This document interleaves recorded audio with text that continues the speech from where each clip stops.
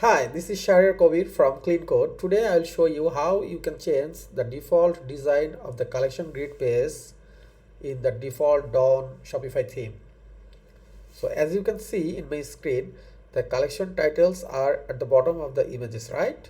Now we are going to change it. To change it, we need to go to the your store admin page and go to the online store,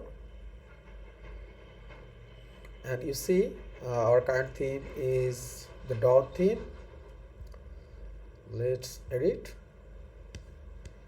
We are going to add our custom code in the base.css file.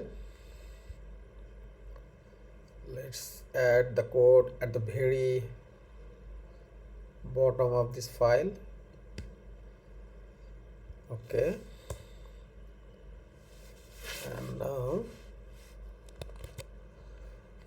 I will add the code from this page. I will share this link in the below description box, so you can easily copy the code from here.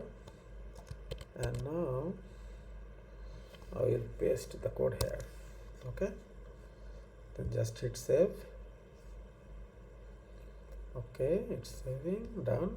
Let's refresh the collection page. Yeah, this is done. I think you enjoy this, and let me know if it was helpful for you. Thank you.